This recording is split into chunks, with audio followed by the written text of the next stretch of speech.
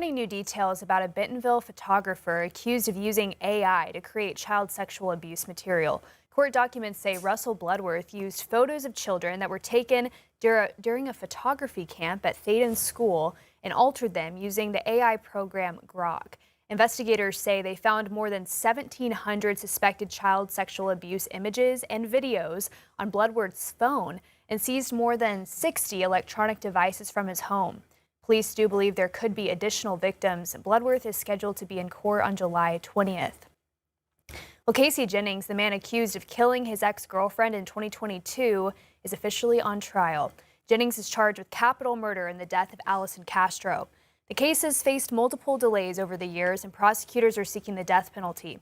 Earlier this year, the court heard arguments over what evidence would be allowed at trial, including a post-arrest interview in which Jennings allegedly admitted to killing Castro and disposing of her body. Jennings has pleaded not guilty. 5 News reporter Bo Russell is in the courtroom. He'll have updates starting today at 4. Well, at least 11 skydivers and a pilot were killed in a plane crash in Butler, Missouri, just outside of Kansas City. The crash happened just after the plane took off Sunday morning. Airport officials say the plane was unable to get altitude and made a sharp left turn, slamming about 300 yards from the runway. The victims have not been identified.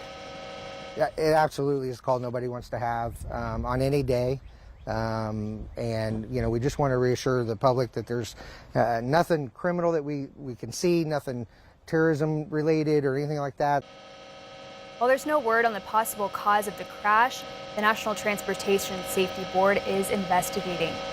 An Alabama man facing the death penalty by nitrogen gas has been spared after the U.S. Supreme Court refused to overturn a lower court ruling that found the method may be unconstitutional. Now, in Arkansas, lawmakers authorized nitrogen gas as an execution method last year, but Governor Sarah Huckabee Sanders has said that she's in no rush to use it. Arkansas hasn't carried out an execution since 2017, when 4 death row inmates were put to death before the state's supply of lethal injection drugs ran out. Opponents continue to push back against states using nitrogen gas as an alternative to lethal injection. Method of execution is not just torturous for the condemned. Do you care about the reporters who are in that chamber who have to report on this? Do you care about the victims' families, the people who have already experienced, most of the time, decades of horror, having to watch this? Alabama had carried out 7 executions using nitrogen gas before this week. Louisiana has used the method once.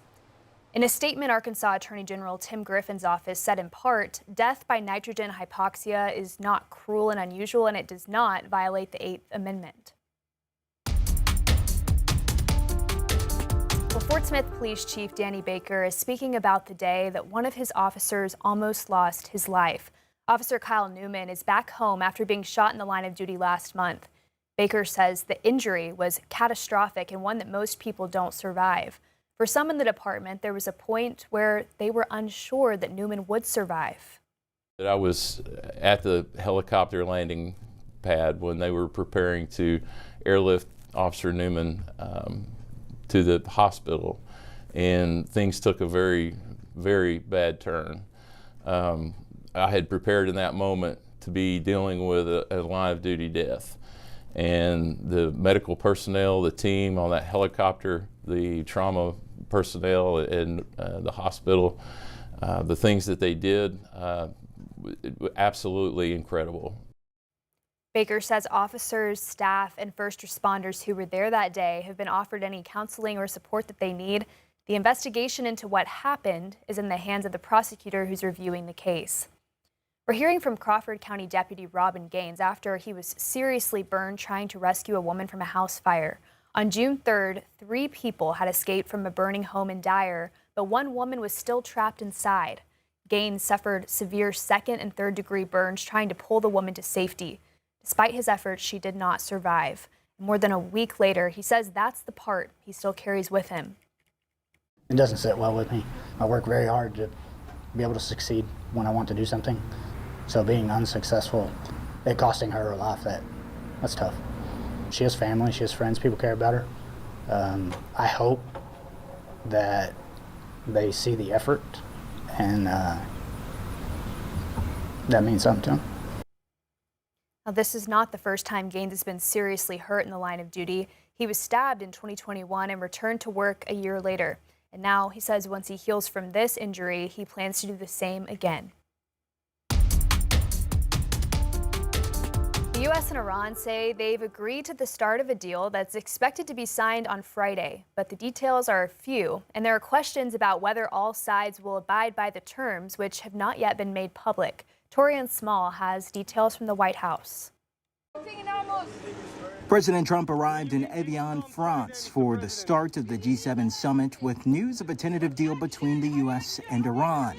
But few details have been released. We plan to release the full text this week. We want the American people to see it. What this agreement does is really twofold. On the one hand, it ensures that Iran will never have a nuclear weapon while simultaneously opening the Strait of Hormuz. President Trump says the U.S. will immediately end its naval blockade of Iranian ports in exchange for Iran opening the Strait of Hormuz upon the signing of the deal on Friday. But Iranian media reports the regime will have 30 days to demine and reopen the strait. With the structure of this deal surrendering a fair amount of American leverage up front, I think the Iranians have successfully leveraged their closure of the strait to set themselves up for some degree of success in these ongoing negotiations. Iran also says it will charge fees to transit the strait, something the U.S. has said is not acceptable. The deal sets up talks of what will happen with Iran's nuclear program, with details to be negotiated over the next 60 days following the signing.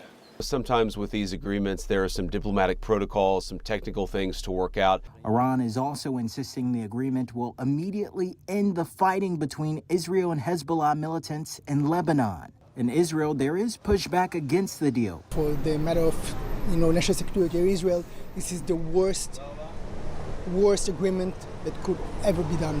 Vice President J.D. Vance says the U.S. expects Israel to abide by the terms of the agreement. Torian Small, CBS News, the White House. Well, a new museum in Eureka Springs is now open, featuring exhibits on sideshow history, true crime, and a serial killer's connection to Arkansas. One of the biggest exhibits focuses on serial killer John Wayne Gacy, including artwork, family photos, and business records. While Gacy's known crimes were in the Chicago area, he had connections to Arkansas, including a younger sister who lived in Little Rock and construction jobs.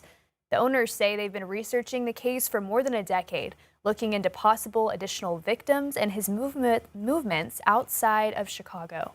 I've approached this as just learn everything, know everybody, and then see what kind of puzzle pieces you can find through that. We do explore, again, not just Gacy and his crimes and the case, but we also do talk about his ties to Arkansas. The owners haven't locked in their hours yet, but they say you can find all the information you need on the Graveface website. Well, the 12th annual Bentonville Film Festival begins today. Those attending can once again gather for outdoor screenings at the Gina Davis Outdoor Theater at the Momentary. The festival is made possible in part by the BFF Foundation, which focuses on promoting underrepresented voices of diverse storytellers, led by Academy Award-winning actress Gina Davis. For a full schedule of events, you can visit our website, 5newsonline.com.